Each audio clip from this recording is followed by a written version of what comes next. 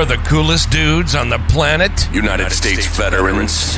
What's the coolest sport on the planet? Pro wrestling. And what would be the coolest podcast on the planet? That would be this one. U.S. military vets talking pro wrestling. This is the No Shave Man Cave. Two badass disabled vets sharing their love of pro wrestling, giving you their perspective as fans, talking about current events and matches, history of titles, and who knows what else. Let's do it.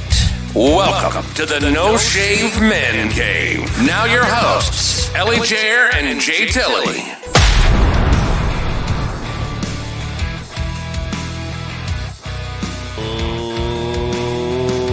Ladies and gentlemen, boys and girls, children of all ages, wrestling fans, and sports entertainment fans, welcome to the No Shave Man Cave. I'm Ellie Jair. I am the one and only Jay Tilley. Jay Tilley in the house. I feel like you're all in the house and not all out, but you might be all out if you were all in. Hey, let's not get into a fight. Let's, It's just glass, man. It's just a show. don't cry me a river. Oh, Dude, man, I tell you.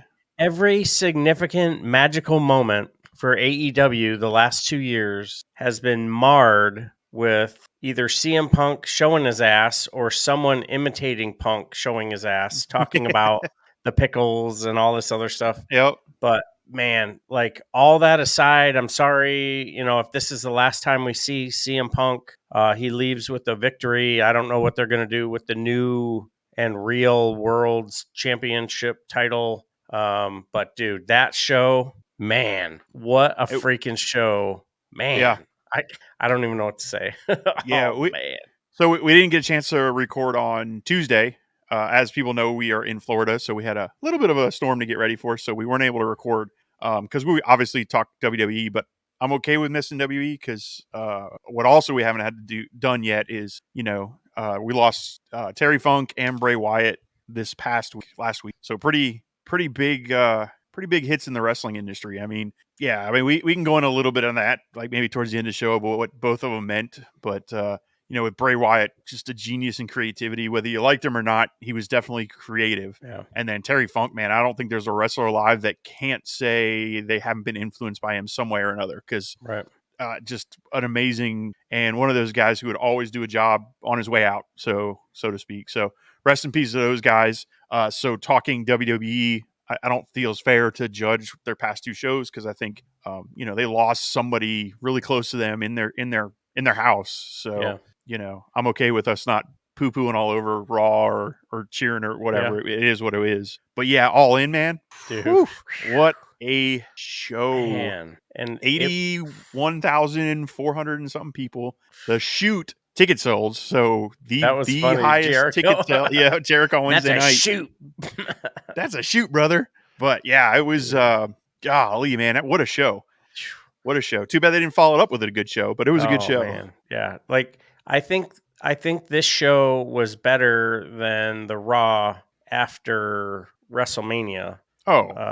Which I mean, obviously, that might not be a very high bar, but the All In, the energy, every single match delivered. There wasn't any, BS where you were just sitting there going, "Oh my God!" And they made it right with the main event, and they kept pushing. And that main event, yeah.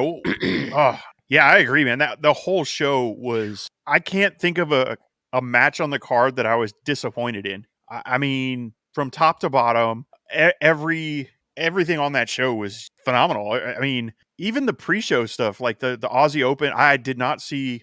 Oh my Cole and MJF winning that, but talk about adding a whole twist to the whole main event, which was great. The Hook Jungle Boy match, Jack Perry match, which caused all the controversy with CM Punk backstage. Yeah, I guess to the point where he literally wasn't going to go out and do his match with Samoa Joe. That's crazy. How do you get that mad? Sorry, I'm adjusting my camera here. How do you get that mad that you're going to sacrifice being out in front of those people 80,000 people and just go, no, I'm too pissed. I don't, come on, dude. Like, I don't know Punk personally. We do talk a lot of mental health though.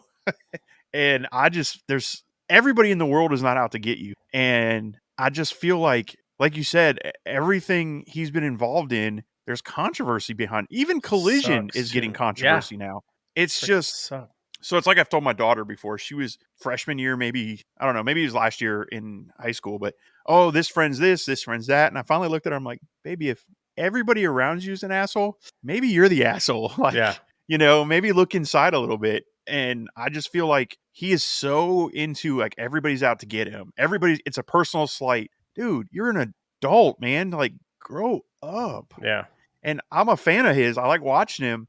But at this point, like, how do you justify keeping him at this point? Like, how does Tony Khan, in all good consciousness, sit down and go, well, he did it again, but it's okay. I like him. Like, and Yeah.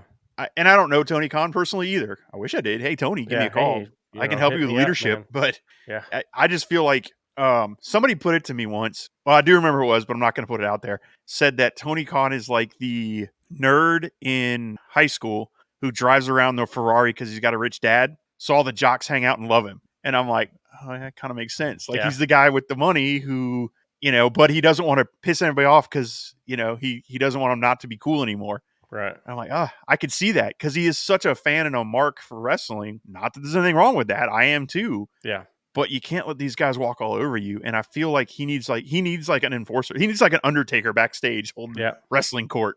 And I just, and I don't, not CM Punk. It shouldn't be CM Punk. No. Yeah. And I don't know if, like, when they brought Jericho on, they were like, all right, you're going to be the locker room leader, or you're going to be this, or you're going to be that.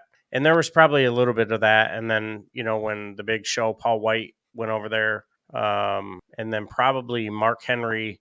And Mark Henry does a lot of, like, recruiting and community work and all this other stuff. But you have, like what MJF was saying, a bunch of these bastard toys putting on the best damn wrestling show on the planet. And what's the term? You're going to break a few eggs to make an omelet or something like that. Yeah. Like, okay. But it was to the point where they went and told FTR and the Bucks, hey, are you guys ready to go? Everybody got their boots on. We're changing up the card. Yeah. Like, bro, I don't know what your gate is on an 81,000 seater. I don't know what your check is, per show or per year or whatever. But sometimes you got to, like you said, with the Funkster doing a job on the way out, like, do something for someone else besides yourself. Yep. And you're like, okay, maybe this is a work, and now we're going to have to, like, back into a story with this situation. And I don't know, man. I just, I want AEW to be as fantastic plus and then some. And it's like Punk only, like, he just keeps sabotaging it, just as everybody's talking about, like, can the brand get any bigger?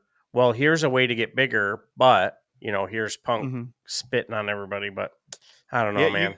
It's got to get to the point where you've got to wonder if is it worth the money? Like, I understand he's a draw. I totally get that. But okay, the elite stuff happened. Cool. There's some divides there. Now it's happened again with on Collision, not letting people in the building. Like, now it's Jack Perry. Yes, I know they're all kind of tied to the elite, so I guess it's all in that realm. But at the same time, like, there's people at work I don't like, but you don't pick a fist fight with them all the time. Yeah. And, one of the wrestlers equated to, like, an NFL locker room. And I'm like, yeah, that's fine. But you don't hear guys in the NFL locker room fighting each other. They might push and shove, but they don't choke each other out. Like, come on. Yeah. And just, like, not everything and I don't know. I just feel like he takes everything. Like, what's the line from Anchorman? Oh, that escalated quickly. Like, I feel like if you're sitting backstage and CM Punk walks by, you go, oh shit, that's going to escalate quickly because just a quick snip, like, and I'm going to choke you out. Well, all I did was say it's which I understand it was still a dig at Punk, but and again, we don't know the story. Apparently, there's footage of it though, so I am kind of curious if that's ever going to leak out. But we don't know the story. Like, some Punk side is saying that Jack Perry threw the first punch, and Perry's side is saying that he just walked up to him and he choked him out. I don't know what it is, just like the All In stuff, right? Yeah. Like, or All Out stuff. We don't know what the full story on that was, but there is a common denominator in both of these instances. And yeah, I don't know. I don't know if we'll see him back. From some of the reports that Fightful and I think House of Wrestling are saying is that even Tony Khan is done right now. Which last time Tony Khan was like, he's still here, but from what I understand, like even Tony was like, no, man, like this is enough. So he may be on his way out. We'll see.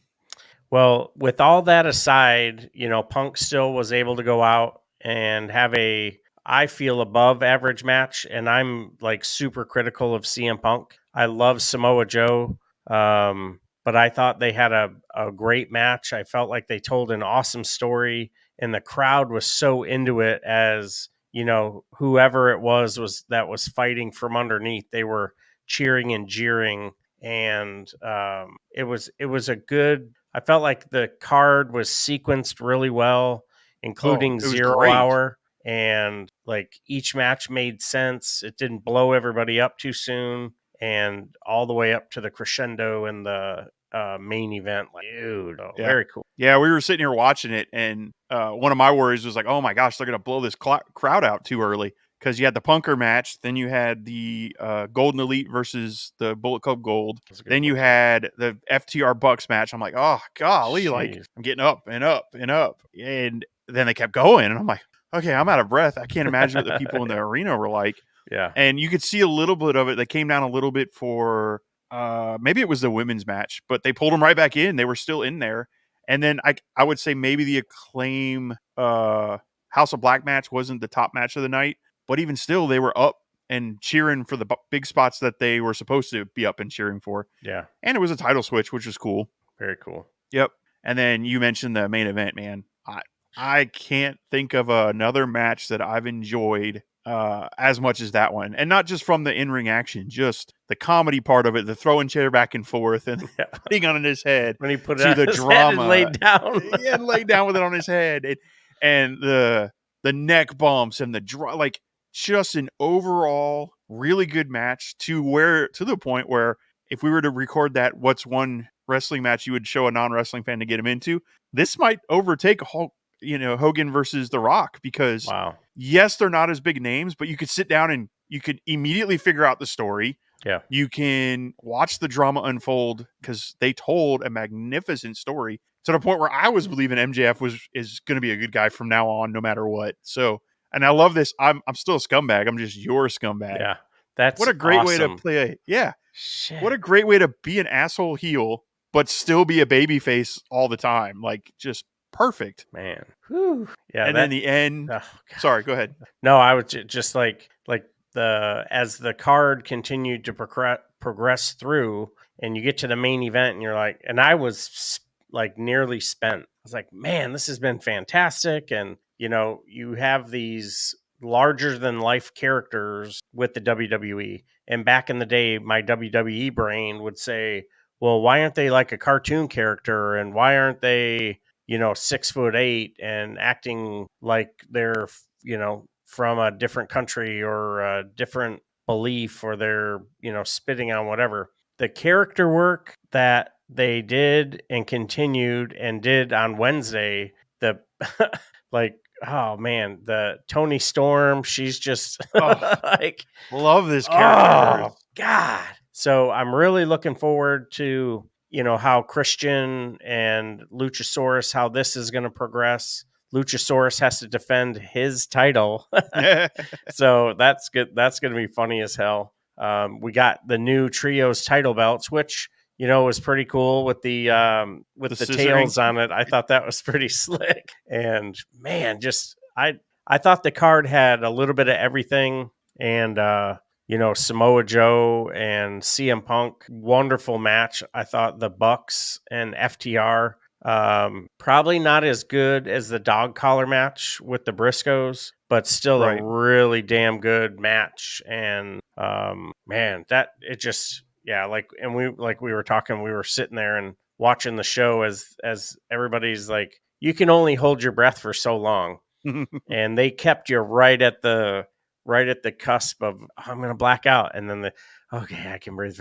I got to hold my breath. Oh, I got it. But yeah, dude, that was very, very, and the commentators, I thought the commentator moving the commentators around throughout the show, I didn't even notice it until you pointed it out, and I was like, "Oh, that's pretty slick." Yeah. Taz, I love you, dude, and you Good are stuff. killing it on the mic. Shoot. Yeah.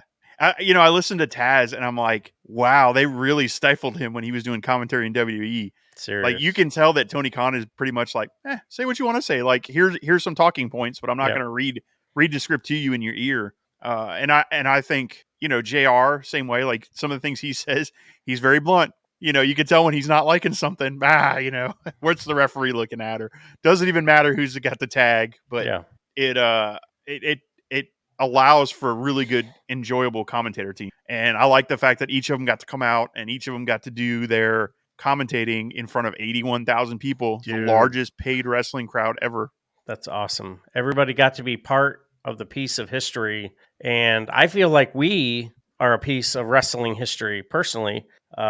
We were part of the most tickets sold in one day for WrestleMania Yep. when we got our tickets for WrestleMania. So, wrestling history is being rewritten every day. Camille was the the women's world champion for NWA, the longest reigning NWA women's champion. Rhea is probably going to be on a hell of a run. Bianca Belair, the women's championship. I think Saraya, there's a really good chance that she holds on to this for quite a while because You think?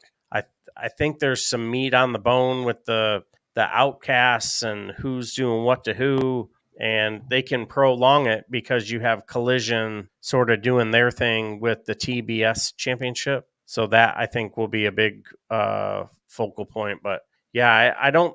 Originally, I thought, oh yeah, she's just going to be a transitional champion until Jamie Hayter comes back, and they wanted to give a hometown pop to Yep. one of the wrestlers. But I really like in hindsight thinking through, okay, this could really work, and Tony can fight from underneath and battle whether she's a heel or a face, or she's an outcast or she's an original or she's just all elite, whatever it is. But yeah, I think she'll hold on to it for a little while. So I think Did you catch Saraya at the press conference media scrum after All In? No. Oh, it was pretty neat because she talked about how when she first came back, she was still very hesitant and scared to be in the ring because of everything going on. And she told the story about Tony Khan and how he, went and got doctors and all the doctors had cleared her and how WWE refused to listen to him. And Tony was like, well, let's do it. And basically told her not to do anything she wasn't comfortable with. And when she said that, I kind of was like, oh, you know what? I see that because I thought she was much better in this All-In match than we had seen her previously. So she talked about how she had gotten her confidence back and that there were some things going on behind the scenes that we didn't know. And now that's kind of gone away. So now she's ready to go all in, for lack of a better term. So when she said that, I'm like, okay, she's going to hold this for a while. I think I wouldn't be surprised if she holds it till Monet shows up because God. I think I could see Mercedes being the first. I'm here to take that from you, and woof, man, that'll be good. Now here's an amazing story. So Monet will have held a WWE Women's Championship, the NXT Championship, the New Japan Championship, and if she wins the AEW, like that's a hell of a resume. And yes, Charlotte has won 14 or 15 titles, but they're all they're all WWE or NXT, and NXT they're not even including as a world championship. So right. I mean, that's just kudos to her and everything that she's doing with her career. And I hope she heals up quick with her ankle injury. Yeah, me too. They showed some of the photos of her while she was there, and she's still got that boot on, so she's not 100% yet, which is cool. And they brought it up at the press conference or media scrum too, and Tony Khan just didn't say that she was coming to AEW. He just said that with it being such an impressive show and everything going on, that he wanted to make sure that, stars from around the world and big stars could be there, and he offered her tickets. So I'm like, that's pretty cool. So that's awesome. I wish they would have panned the crowd or known where more wrestlers were at. And obviously, like if Rhea Ripley was there, can't show. You're not going to pan to her or Charlotte if she was there, if her husband were going to be on the card. But dude, that was such an amazing show. The pyro, I still don't know where they park. I just think it's funny. We're sitting there going, well, where the hell is everybody parked at? Yeah. But Where do they park their yeah. cars? but the crowd, I totally love the crowd. I think the feedback the crowd was giving the wrestlers, that instant feedback. Mhm. Just man, just a banger after banger. All the wrestlers on the show should be super proud. And it seemed like only MJF and Billy Gunn like stopped for a second and checked the crowd out, and we're Yeah, like, to holy appreciate it. shit, And Billy, having been there, done that, realizing like, oh shit, this is probably, I'm obviously closer to the end than the beginning of his career. Yep. But to see them taking it in, it's just like, some of your momentous occasions where you were like, oh yeah, that was pretty cool. It'll happen again. Well, outside of Tom Brady, not too many people get to experience a Super Bowl half of their career. Yeah. Marino went to one his rookie year, never went again. And, Phil Simms was lucky to get to him with the Giants. And, but for the wrestlers, I really hope that they appreciate the significance of what they did and how much the fans really appreciated having such a fantastic alternative. And Cody might not be there, but I hope he feels a certain kind of way about how well they're doing, because he played a big part in them getting to where they are. So yeah, and you mentioned Billy Gunn, but I mean Sting, Jericho, like these are guys who have been around the world literally and have never been in front of a crowd that big, paid crowd that big. Yeah, and I read something that Sting was part of the largest TNA show ever, was part of the largest WCW show ever, and now part of the largest AEW show ever. So freaking awesome. WWE said he really wasn't that good, so they jobbed him out. Like, hello, something's not right. And Sting, 62, 63? I don't even know how old he is. Damn. That match was great. Like, some of the bumps he took and the things that happened in that match, that coffin match. But we'd be remiss if we didn't talk about the Jericho Will Ospreay match. Oh, my goodness. So outdid my expectations. Yep. By, I don't want to exaggerate, but like 2 or 3 times. And, there were a couple of spots where it was obvious that Jericho was like, oh shit, Will Ospreay's pretty freaking quick and he's pretty stiff. And then first dive out of the first dive out of the ring, I think I looked at you and he's like, oh, that's how Jericho's going to keep up. Ospreay's going to make him keep up because he nailed him. Yeah. Woo. Yeah, it was fantastic match. Fantastic. I'm with you. I mean, if you go back and listen to our preview of it, we were like, we'll see how it goes. Yeah. I imagine it'll be good. I did not imagine it to be possibly one of the matches of the night. Yeah. And that's saying a lot with a card with Omega and Punk, and the MJF Adam Cole, I think, was my favorite match. But and that was just theatrical from start to finish, and the drama between those two. Yeah, if you're out there listening to us and you haven't seen All In, it's definitely worth checking out. Hell yeah. Probably one of the best pay-per-views, not just AEW pay-per-views I've seen in a very long time. Yeah, definitely the highest rated show this year that I've seen, since we've been doing the show. Absolutely the best show that I've seen. You could WrestleMania was fantastic, blah, blah. So it was 2 nights. I hated the ending. Some of the matches didn't make sense. They did a fantastic job, but again, it was so long. There was all this stuff mixed in. Kudos to Snoop and The Miz for, thinking on their feet when Shane O'Mac got hurt. But the card was fantastic. The wrestlers showed out, and just like you said, like each match, they're going to dap each other up as they're getting ready to come out. All right, you saw that, right? Yeah. Okay. That's our baseline right there. All right, cool. I got it. Yep. And they just kept going and going. And, Jericho in his 50s, Ospreay, arguably one of the best on the planet right now, and what in this beautiful sport we follow of professional wrestling. And just, oh man, and the story that FTR and the Bucks told. And I was so blown away by the match and by the ending. I just every single match, I just, man, Mhm. yeah, you can't say enough good about the card. And yeah, AEW should be extremely proud of the product that they put out, and kudos to them and to the fans that were there in attendance. Really made the card something special, because you could feel all 91,000 every Yeah. every pop, every song they sang along with, the cheers, the excitement. When Saraya won the world championship, how loud it got. It was so loud it got silent. Like, Yeah. how on earth does that happen? And her family being there, I thought that was really cool too. Yep. So the question I'll pose you then is, do you think they followed up this massive successful show with a massive successful Dynamite? No. Yeah, I didn't either. Yeah, I mean, it was like, oh shit, we got to get a show together. And what they should have done is, okay, here's the card that I have booked for Wembley, and they've been putting this card together for a year or whatever. Some of the matches came together out of circumstance and injury. Okay, cool. We're going to do the 4-way for the women's championship. This is a gift that fell in our lap, and it was fantastic.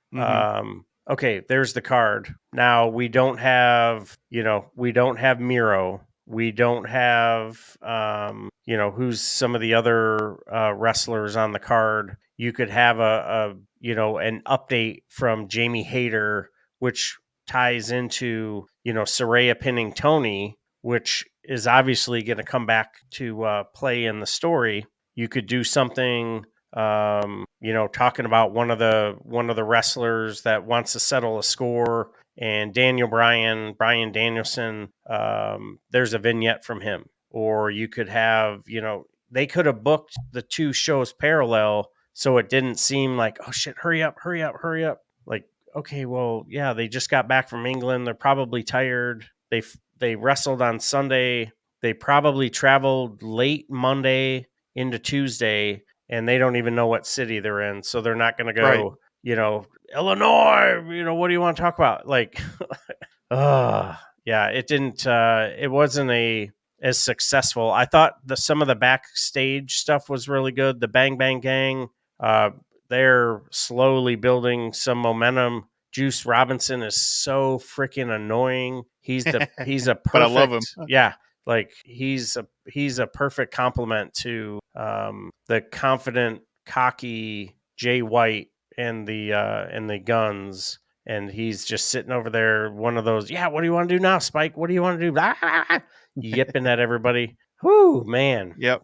I really enjoyed that. I thought the matches, like, why is Moxley going against Commander? Like, so that's part of my thing, right? So I agree. I don't think they followed up. So if 80,000 people, so you've got a buzz around it, like WrestleMania ends, there's a buzz. I felt like, man, they should go out there and just put on a good show. Like, just put out whatever banger you want, and then throw some match cards up for All Out, which is this weekend. And this show was all over the place. Now, I will forgive it, I want to say, because Tony Khan put out that there were some injuries and illnesses that came out of the London trip, so not everybody was there. He told anybody that lived in Florida or had family in Florida, they didn't have to be there because of the storm. And he said anybody that wanted to go to Bray Wyatt's service didn't have to come to the show. So that's 3 big kind of factors of people not being on the show. So it very well could have been, okay, you're here. Moxley, Commando, you guys go out. It could have been very much an on-the-fly booking show. Yeah. I really can't in my heart believe that they would go, yeah, this is the greatest show to put on after our biggest event ever. Yeah.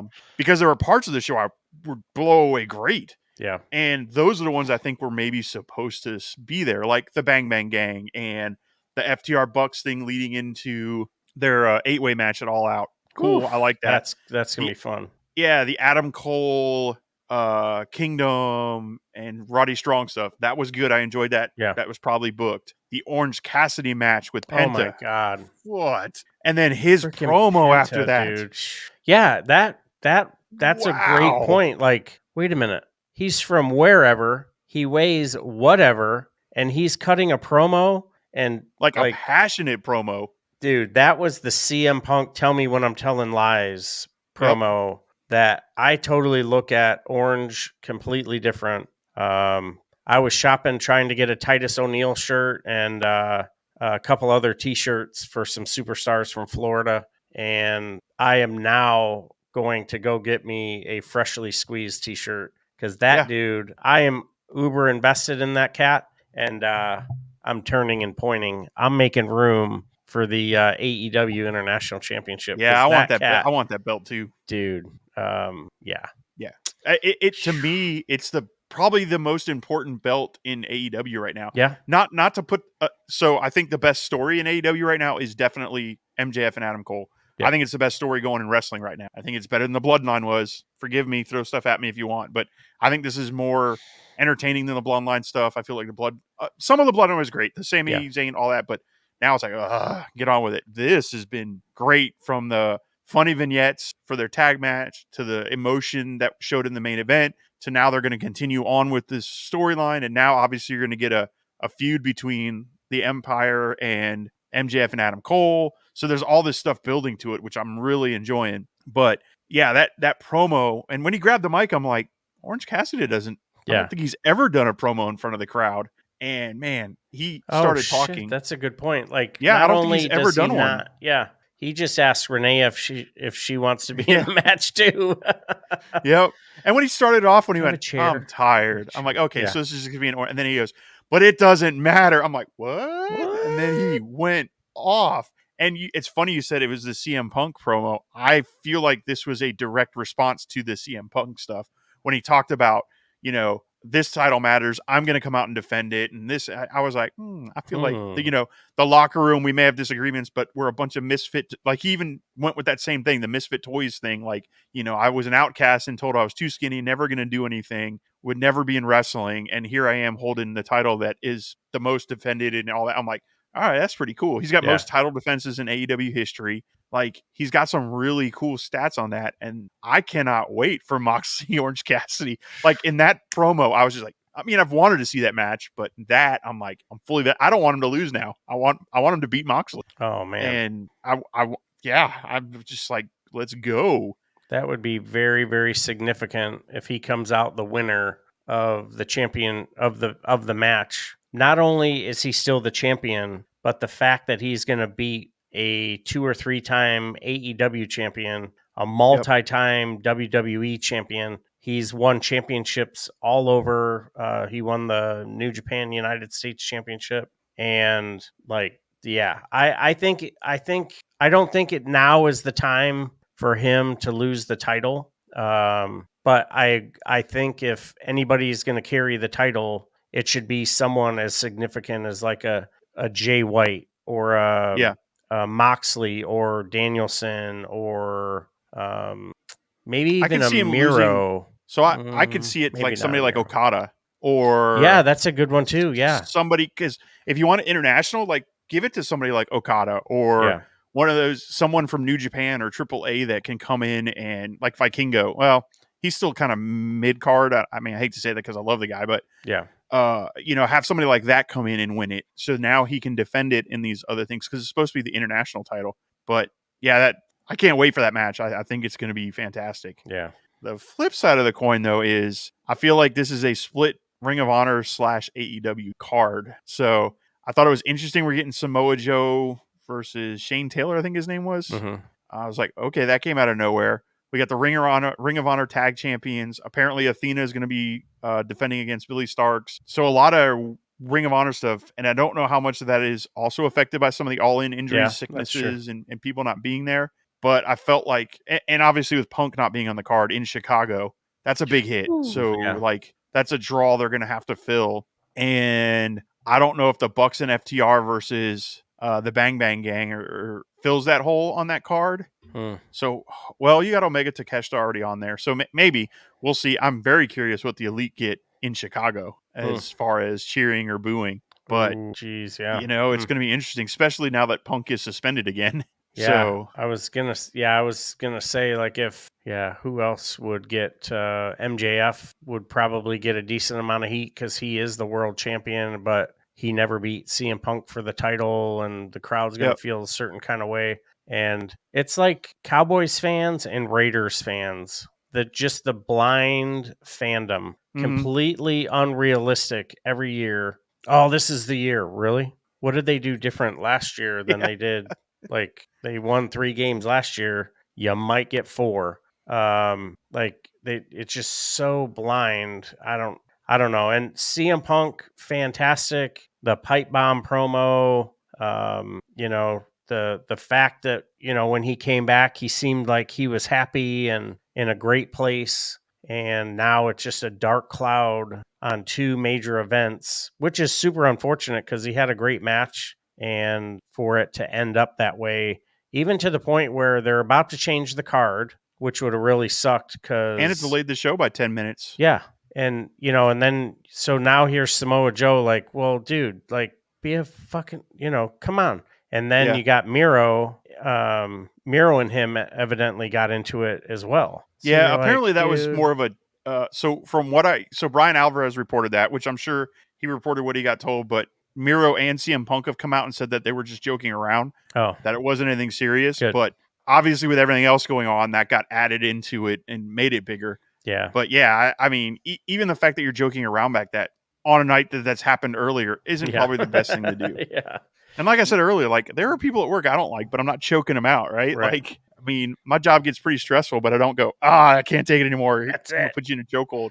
What do you mean? It. Yeah, you just walk up to your one of your coworkers and you put your hands up like you're about to give them the go to sleep. Like, yeah, so those were the highlights of the card, and I want to keep it positive. Like I think sometimes I get on here and I go, I hated this and I hated that, so I don't want to do that as much because right now I think there's so much toxicity in the wrestling fandoms that we don't need to add to it.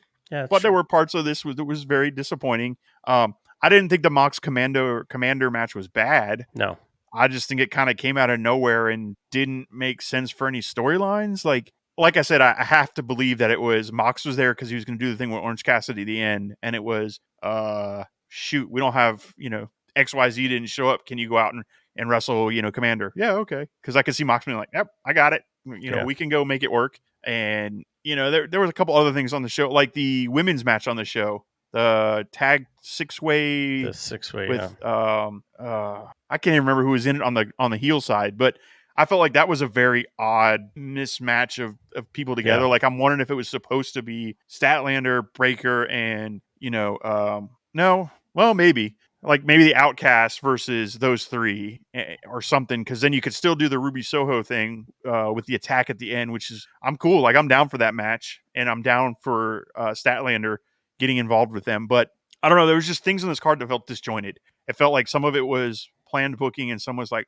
crap, which I don't want to poo-poo on, because if he gave people off for the Hurricane, if he gave people off to attend Bray Wyatt's service and then 6 in injuries, like totally understandable, right? Like that's the kind of stuff you should do. But maybe at the beginning of the show, make the announcement like, hey, this card was changed, which I think he did on Twitter, in all fairness. But of course, on Twitter, everybody's going to rip it apart and say, wow, you're dumb. This is blah, blah, blah. Because Twitter is just so, if you have any mental health issues, don't go on Twitter. Yeah. Like it's so brutal. Lay out a little bit. Just go hop on Peacock or Paramount or what other streaming service you have, and just veg out on some wrestling, or, catch your favorite show that makes you, give you your happy thoughts. But I think the trios match, the way it ended on the card, and the House of Black giving the title, handing the titles over. Yeah. Then they retire the titles in the House of Black version to bust out the Scissor Me titles, which I thought it was fantastic. Not as cool looking to me anyway as the original or the House of Black version. The House of Black's my favorite, dude. But you've got to appreciate the creativity that they showed with the title, like some of the Bray Wyatt championships. Yep. There was a post that that I think one of his fans posted, and it was a remake of the title, and it was like this reddish color with leather in the middle, and it was fantastic. Nice. So there's some really cool titles. But you get the new Trios Championship. Thought that was really cool. Really blown away by the Ring of Honor Championship being defended, and they end up winning. They end up winning the tag team titles, and that can do all kinds of really cool stuff with the show. And it kept me really invested. And fortunately, I didn't know about the stuff behind the scenes Yeah. until a little bit later. And we were sitting there talking like, oh damn, they're already bleeding. And then to come to find out, that everybody's in their feels about it. Like, come on. Yeah. It's wrestling. Let's have some fun. Yeah. I mean, yeah. We harped on that enough. Like, Yeah. it is what it is. To take a phrase from a friend of mine, it is what it is. So we'll see what the outcome's going to be. I don't know if we'll ever see CM Punk back. I think it might have been Michael Hamflet from What Culture tweeted, "Man, it was awesome to see CM Punk live. It sucks I got to wait till WrestleMania 40 to see him again." I just kind of laughed. I'm like, well, that might not be too far from the truth. Yeah. But at the same time, is WWE going to go, we don't want that? Yeah. Like, if you look at all the drama he's causing in AEW, a company that lets you to be a little free. Right. Maybe that's it. Maybe they're too free. Maybe they're too non-scripted and too able to do stuff that, the younger talent, as they say, think they can get away with saying things that maybe they shouldn't. And I don't know, man. I'm going to leave it where it is in the wrestling ring. I think back to, when I was younger and watched wrestling, there was no dirt sheets. There was none of that. It was just wrestling. I didn't know, like, they're snorting coke off of hookers' asses. Like, hey, yeah, that's awesome. Like, Ravishing Recruit, he's cool. I didn't know, I didn't know Jake the Snake Roberts was a massive pill and cokehead. Like, he was just a dude with a snake, and I loved it. Yeah, he just took care of Damien. That's all I knew. Yeah, and sometimes I miss that ignorance. Like, I miss because realistically, if you take out the news media and the dirt sheets and all that, and we don't know anything about the Jack Perry CM Punk, that we don't know about the All Out blowout last year, it makes it a little more enjoyable. So sometimes you just got to compartmentalize, I guess, part of it. And I think the fact that we didn't know about what happened with Jack Perry and CM Punk, I think I read it on Twitter like halfway through and I brought it up to you, but not knowing that going into it, I enjoyed it all. But if I'd have known that right when it happened, I probably would have been like, man, what an asshole. Man, like, I don't want to see him. Like, And so it's one of those, like, give or takes. Like, it's cool to kind of be in the know and, I know the secrets behind it, and I got to be the first to know the secrets. But at the same time, I miss that ignorance of, feeling like these guys all get along or they all hate each other, whatever the case is backstage. And because even when I thought it or knew that it was scripted, because we don't use the F word, and it's scripted, back behind the curtain, they're all friends is what you think. That was okay, but it's like all this other political stuff here and there, and especially coming out of AEW. Like, there's so many leaks that come out on things that happen, and you just don't get that from WWE much. We got a little bit of it with the Mercedes Moné and Trinity when they left. We kind of heard the rumblings, but not nearly as bad. And like I said, I don't know Tony Khan, but to me, leadership starts at the top. Both of us being in the military, you gotta yoke that up a little bit and put these guys in their place. Yeah, at some point. And it's better if you come in like a hard ass, and then as everybody's doing what they're supposed to be doing, they're showing up to the arena on time, they're not going off script. Hey, great guys, nice job. And then you don't even have to say anything. You just let up a little bit, and they'll police each other up because they're used to that atmosphere. And maybe Tony wanting to be the anti-Vince is kind of biting him in the ass. Yeah. And it could be that he just doesn't have time to do it all. I mean, he's a busy dude. According to all accounts, he's still doing all the booking and everything. He's starting to give some of it up, but he's got that. He's got the data analytics company he runs. He runs the Jaguars. He runs Fulham football across the pond. Like I don't know when the guy sleeps. Like, holy cow, he runs a lot of stuff. So maybe there's a little give on that, but it's wrestling and we love it and we're going to continue to love it. So I just, we'll see. What do you think the All Out card? Have you seen the final card? And so it seems to me like it's, like you said, like a Ring of Honor. Let's get Ring of Honor on TV. They didn't play a huge part of the show, although the Tag Team Championship was the first match of 0 Hour.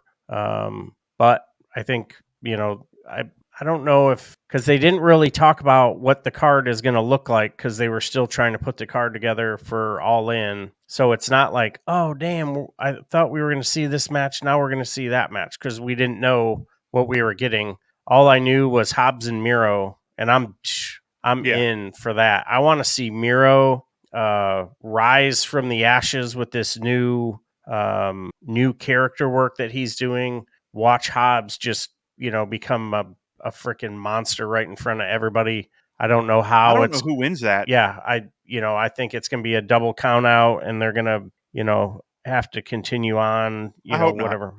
Yeah, I hope not. Like I that's one of the things that I've liked about AEW is they don't do the WWE. Oh, neither one of them can lose. I hope they have a distinct winner or loser and continue a story. But yeah, I hope it's a good match and they just have a clean winner and then they continue it on and that's it. But I don't know who you put down because maybe Hobbs. You get Hobbs to lose and that facilitates the final movement of him away from QTV and that's how we. True. You have something involved with that, and he finally goes, "Hey, you guys aren't good for me. I'm done." Yeah. And maybe how you turn him face, and then Miro can go on his tear and win. Yeah. I don't know. I think it'd be a great big hoss. What is it? Big E said that one time. Big men slapping man meat or whatever it was. Yeah. That's gonna be a good one. I think the crowd is gonna be kind of lukewarm because it's gonna be the third night of wrestling in that zip code. So they're at two different arenas. So yeah, I think the crowd is going to be kind of lukewarm, so that may hurt the card. But I bet the boys and girls are going to go out and lay it out. Athena is going to be on the card. Love to see her. She's just great character work. Her gear looks great. She's a great heel. So. What do you think? You started talking about it's very Ring of Honor heavy. Not that Ring of Honor isn't a great product, but nope, it's AEW all out. So the only thing I can think is that maybe some of the Ring of Honor stuff got added on just due to the fact that some of the things happening backstage because I'm sure plans had to change. But the other thing I was starting to think is I wonder if coming soon we're going to get the announcement of whatever Ring of Honor streaming service is going to be, that they're supposed to be joining one of the networks. So I'm wondering if this is a way to highlight some of the Ring of Honor stuff so that in a month he can go, oh, by the way, Ring of Honor is going to be on Paramount Plus going forward. So I that was one thing I was thinking, business wise, what could be coming. That's the only thing I can think of. Unless, so he has said at the scrum actually that he's going to run All In and All Out consecutively, period. That's what he's going to do from now on. So unless the idea will be eventually to turn All Out into a Ring of Honor show and All In will be the AEW one over in London. So maybe this is kind of getting us used to All Out's going to be Ring of Honor, but Ring of Honor has their own pay-per-views. If All Out's always going to be in Chicago, you're going to want CM Punk there. CM Punk's not Ring of Honor, assuming CM Punk is coming back. Right. And you mentioned the crowd. I'm very curious how the crowds are going to act knowing that they're not getting CM Punk now. Well, assuming they know. I'm not going to assume that everybody that watches wrestling knows all the background, is on Twitter, and knows everything else going on. But you would assume most of them do. So I'm curious how that crowd's going to act. It'll be interesting. I don't know. I don't know. I'm going to watch it, obviously, because there's Takeshita and Omega. Yes, please. Give me that twice and on Sunday, and I'll watch that all the time. So that has potential to be one of those match of the year contenders because those two, man, those knees that Takeshita threw where he knocked out, Ibushi, that jumping knee from the ground, amazing stuff. So that and some V triggers, I'm all in for that one. Yeah. No pun intended. Yeah, Ibushi looked fantastic. Kudos to him getting he looks really good, getting back in ring shape. I commend you for turning things around in such a short amount of time. And you could see as the match progressed, he got a lot. He calmed down, and to everybody, 81,000 people, and before that, the largest show was 30. Yeah, and just the energy that they were feeling in that crowd had to have been electric. And I am so jealous. Next year. Yes, I cannot wait. Next year, we got to go next year. I need to get my passport because we got to go next year. And then MJF said something at the scrum that I'm all about. And if it happens, we're going. He said to Tony Khan he wants to work the Aztec Arena in Mexico. And they want to sell that out and do a massive show there. I'm like, that one I'm there. Like that's an easier trip than London. We could go to that one. I'm down for that. So Yeah. that would be a fun one. So yeah, I need to get my damn passport so we can make some of these trips Yeah. because we're going to WrestleMania. Oof. So that's one off the bucket list. Yeah. I can't wait. We were talking about what we're gonna do when we're there, and Busted Open is gonna be having a basically a town hall or a party at the Hammerstein, and so we will hopefully make a homage to the ECW arena. When are they doing that? Do you know what day? It will be, usually he does his show or he does his parties on WrestleMania Day. Okay. So it'll either be Saturday or Sunday. Probably Saturday. Probably Saturday. Because Dave is going to be he's going to be doing the Greca shit. Woo, poor well, dude. I'm just thinking like we might be able to finagle into going to that. Yeah. I know a guy, so Yeah. I'm gonna have to reach out to the guy I know. Yeah, heck yeah, man. See about going to that. Yeah. And I'm working on knowing a guy too, so we'll see how what we can do with some help from some friends. So yeah, dude, this show was fantastic. The All In, just 5 beards, just freaking fantastic. I wouldn't change anything that we saw, even like the little hiccups and stuff. I like how not everything is so polished. Even the blood and gore that we saw with the fork stabbing, it wasn't just like, gory hell. It really told a story. And kudos to AEW and the boys and girls in the ring. Thank you so much, CM Punk. Come on, dude, get it together. You are needed and wanted by some in the wrestling world. Don't hurt yourself. Come on. Don't hurt others. Yeah, there you go. Yeah, there you go. just like shake it off, man. Like calm down. Like it's not all. Well, I mean, it is personal, but damn, you're in a wrestling business where shit gets personal. Yeah, you're fucking CM Punk, dude. Come on. Yeah, for real. Anyway, but we take it personal that you guys listen to the show and we appreciate it. Everything. I don't know if you've looked recently there, Ellie Jair, but I think we're at 100 and almost 30,000 downloads now. Yeah. So continuing to grow. Shout out to all those people that support us and give us the love. Thunder Rosa and her channel, and Tony Allen, El Editor, over there helping us out. Fightful shouting us out. Everybody, we appreciate it. And we appreciate you listening, watching, however you do it. We go live usually Tuesdays and Thursdays. Saturdays are up in the air right now. We'll probably still be going live, but it may just be on our channel, not necessarily Fantasy Sports Core. I'm going to reach out to those guys and see what the deal is with that. I know we got preempted for a fantasy seminar they were at or whatever.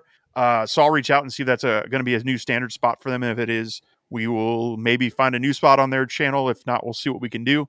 But shout out to those guys for all the support and everything they've been doing. Check them out, Fantasy Sports Core on YouTube and Rumble. Check us out.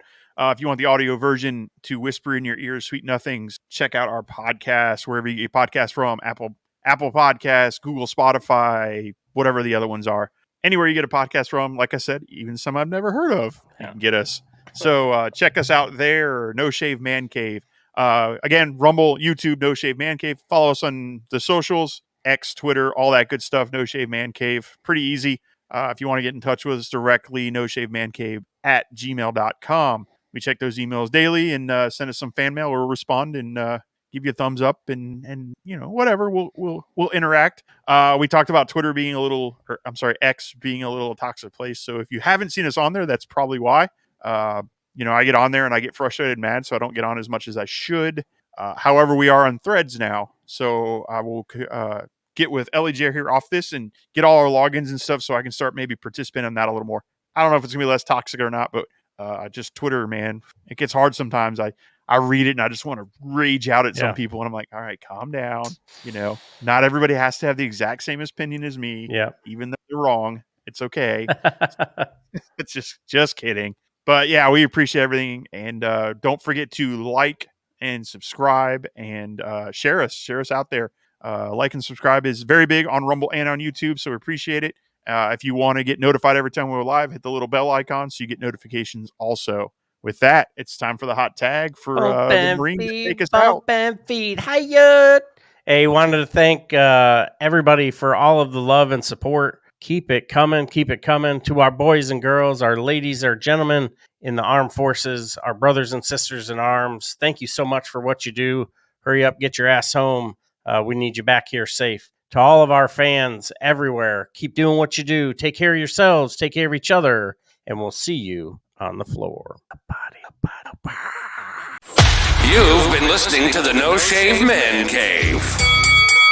If it's pro wrestling, we're talking about it. Unless we see something shiny and wander off into the woods. If you hang around long enough, we'll eventually come back. We hope you've enjoyed the show. Fire off your comments and be sure to leave us a 5-star rating, and we'll be back soon. But in the meantime, hit us up on Twitter, YouTube, and TikTok at No Shave Men Cave. Y'all be cool. And we'll see you next time on the floor.